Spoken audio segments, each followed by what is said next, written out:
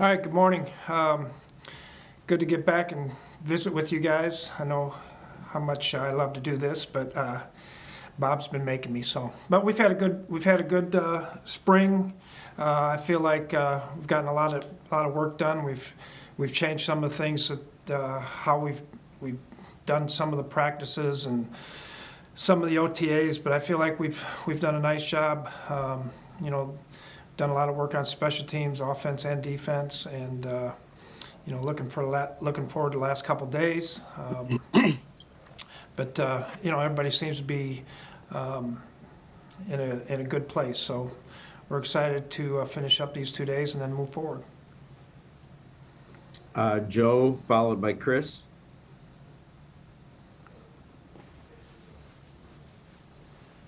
Joe, you're on mute.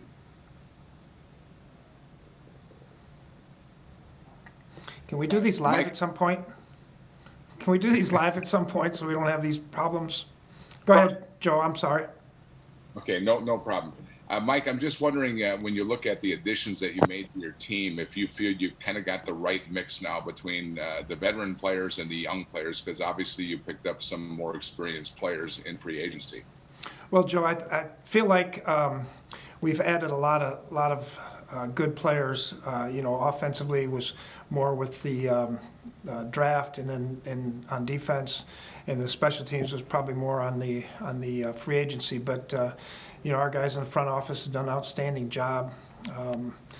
It's probably going to look completely different on the defensive side of the ball than it did last year with the guys coming back and the additions that we made, and I am excited about that. Yeah.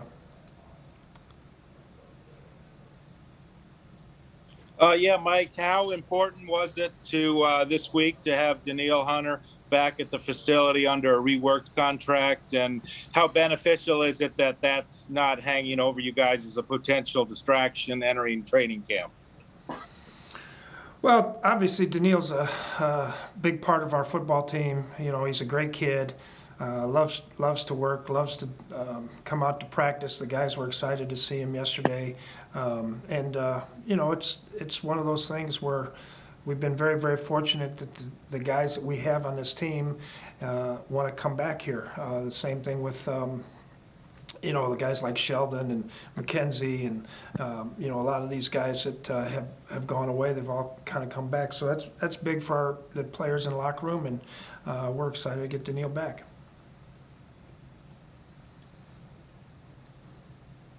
All right, Courtney, followed by Matt.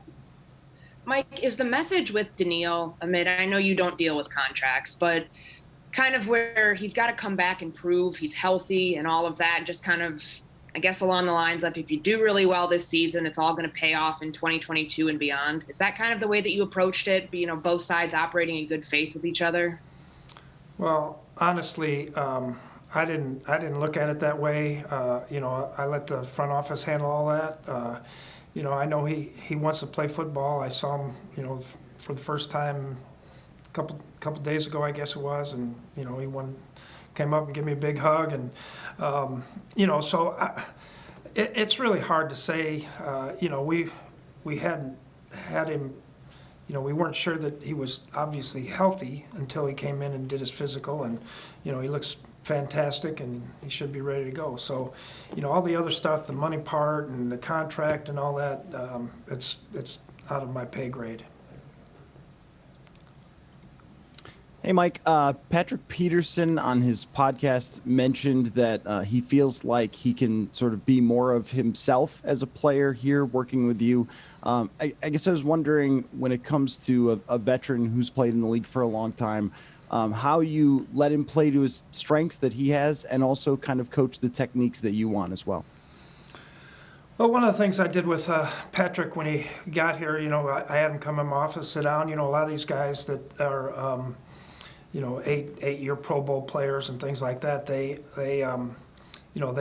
really don't want to be coached. And so one of the things I called him in, asked him, I said, tell me about you. What do you like to do? How do you like to do it? Do you want to be coached? I think I can help you in these areas. And he says, Coach, I want to be coached. I want to get back playing really good. He's done a great job this spring. Been really excited about the things that he's trying to do, that we're trying to teach him, and actually some of the things that he's done. So just really trying to give him a few more tools in the toolbox, get him to understand the concepts and where we can help him as well. Andrew, followed by Ben. Hey, Mike, I just want to ask you about the defensive line. How important was it for you to get that group back up to the level of what you're used to with having Tomlinson, Hunter, Pierce, Richardson, all these guys kind of jumping into the fold now? And then second question with that, what kind of role do you envision for Sheldon Richardson here? Well, it's real early right now to talk too much about roles, but we anticipate that he's going to be the pass rushing guy in there. Not that Dalvin and Michael can't do that, but that's kind of where we see him being worked in. But as far as the defensive line, you can never have too many of those guys either. We're fortunate that we drafted a couple young guys that look like they have some potential, maybe down the road a little bit. But and then you got Wanham who came back. He's changed his body. He looks really good. Weatherly is back. Just trying to think of some of the other guys, but. Jalen Holmes, so we've got a lot of players there that have potential to be really good players, and I think the more that you can add to the mix, the better off we are. But it'll be a great competition in camp with the guys that we've added.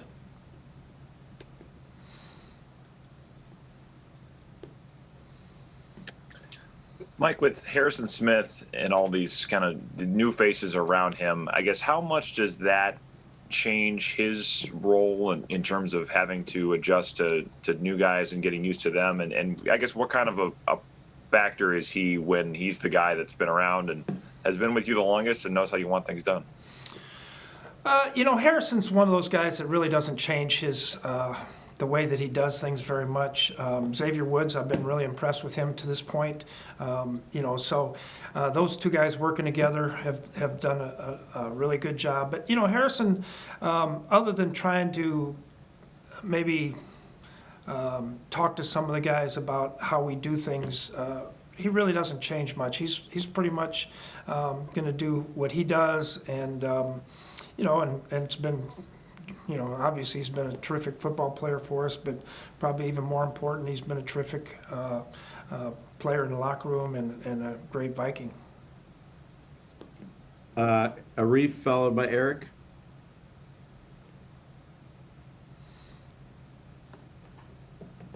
You're on mute, Arif.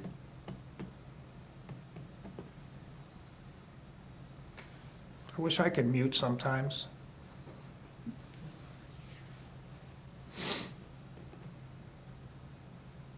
We'll skip to Eric. Hey, Mike, there's obviously a lot of focus every year on the offensive line. And after the draft, we heard that you wanted more beef and kind of to get bigger up front. I'm wondering from a defensive perspective, is it tougher to go against bigger offensive linemen? I mean, or I guess what challenges do athletic linemen present? What's sort of the difference between those two styles up front? That's a really good question. Sometimes when you have a little bit more power and a little bit more size, it's harder to get around guys in pass rush, especially. But they all have to be athletic. They all have to be smart. They have to work together. That's always big for that group. Be on the same page. But I think it's important that we protect Kirk. Especially inside out. I think that's a big factor for him. If he has a clean pocket, he's obviously extremely accurate and does a great job in those areas. So the more that we can keep the middle of the pocket secure with some size, I think that's important for us as a football team. Courtney, and then we'll go back to Arif. Mike, Adam Thielen yesterday was talking about Clint Kubiak and just what this offense is now, and that it's not Gary's offense, it's not last year's offense, it's Clint's offense, or the 2021 Vikings offense. How have you seen him in the short time already adjusting to the offensive coordinator role, maybe making some of his adjustments, his tweaks, what he wants in the scheme, and how that's going to unfold this season? Yeah, well, I'm trying to give Clint as many opportunities to get a feel for how things are going to run, how he calls the game, different situations and things like that. He's done a great job. The players have all the respect in the world for him. He knows what we want to do as a football team and how we want to approach things. I think he has a really good feel for what the players do best, and I think that's really important. For all the new or young coordinators or whatever you want to call them, I think it's important that they get a chance to kind of practice their game-like situations and making calls and understanding situations throughout the game, whether it be winning or losing or 2-minute or whatever it is. And so I'm trying to give him as many opportunities, as well as Adam and Ryan, as many of these opportunities as they possibly can get as well. Sam, Sam, or Reef followed by Sam. All right, can we hear me now? We're good? Yes. All good. Yeah, awesome. I know this has always been more of a 2 tight end offense, but there's always been a question about which wide receiver will be able to take over beyond the first 2. Who do you envision as kind of fitting into that role this early in the process? Yeah, it's really hard to tell. I really like some of these guys. Some of the young guys we drafted, even Blake Prohl, I think he's done a nice job. You still got BB. KJ Osborne has had a really nice camp. So even Chesina's done a really good job when we thought of maybe him being just a special teams player. But they've all kind of grown as they're moving forward here. And I think, thank goodness we have some of these preseason games to get a look at some of these guys as well. But I think once we get into camp, we'll find out a little bit more about some of them as we move forward. And the other part about being the 3rd, 4th, 5th receiver is how do you do on special teams? Mike, when you look at that 3rd linebacker spot, in previous years that might have been looked at as more of a run-stopping role, but as the passing game has evolved in the league, does that kind of change what you need from that position with everyone being, needing to be able to cover? Well, Sam, I think one of the big things is, all these linebackers need to run nowadays. It's not, 2-down middle linebackers are kind of like dinosaurs are extinct. And so all these guys have to be able to be good in the passing game and in the running game. And, quite honestly, the number of base defensive plays that you have is way down compared to what it used to be. But Nick Vigil's done a nice job. Blake Lynch, Troy Dye. We've got a lot of competition at linebacker as well. I think, Borland's done a nice job. So, the more that these guys continue to go and add to the depth of our linebacker spot, I think it's going to be really good for the special teams as well.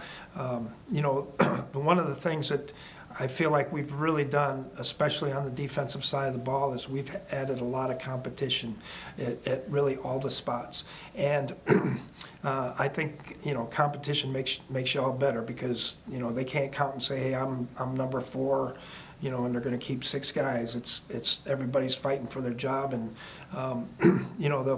I think that's a great thing for us as a football team. Time for 2 more, Lavelle and Andrew. Hey, Coach. Lavelle Neal, Minneapolis Star Tribune.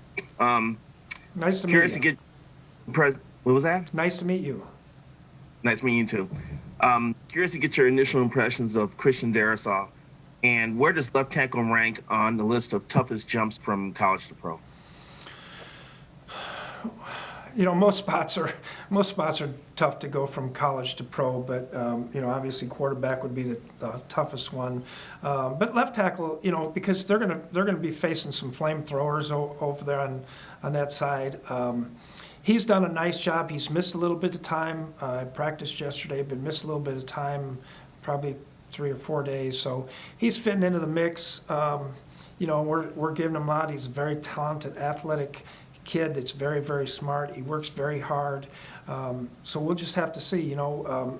We got some other guys that are doing well at tackle too. Udo, Rashad Hill. He's a big veteran guy that's a terrific pass protector, along with Brian Hill. So, he's competing, and he's got to continue to compete, and we'll figure all those things out where he gets to. But it's a tough job. But they're all pretty tough, honestly. Thank you. Hey, Mike, we'd heard last year in terms of COVID protocols from Sugarman mentioning that it's a competitive advantage just to follow these things. Now that vaccines are available and the league is encouraging players and coaches to get vaccinated, how are you going about that discussion with your players? Well, today we had a team meeting with Dr. Alan Sills, who's the chief medical officer for the NFL, and he talked to him a lot about the vaccine, how safe it is, the reason, how it became tested. He talked to him about what the protocols will be next fall, which we should be hearing here next couple days. He talked to him about why they should, and even if they've had COVID, why they should still get vaccinated, because the antibodies once you get vaccinated and you have COVID, your antibodies are way off the charts, and so you're going to be safer if it comes back again. One of the players asked about if they would need to get a booster shot at some point, and so so there's a lot of those things that we're just trying to educate these guys. They have to make their own decisions. The unvaccinated players are going to have a harder time in the season. They're going to be wearing masks. They'll have to social distance. They'll have daily testing. They won't be able to go home for bye week. They'll have to come back here and test every day. When we go on the road, they won't be able to go out to dinner with anybody. They'll have to travel on buses differently, travel on planes differently. So, the meetings will be, a lot of the meetings will be virtual like this is here.